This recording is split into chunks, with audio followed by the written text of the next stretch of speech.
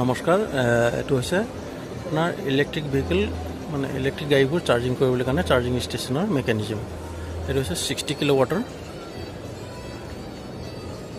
Mechanism.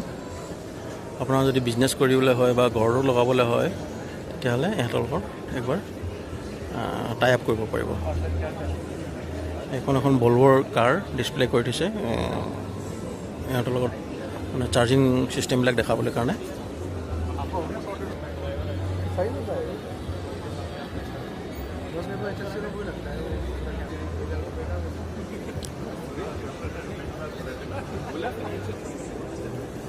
Volvo car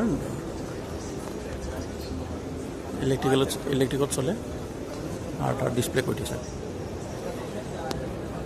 You plug into it.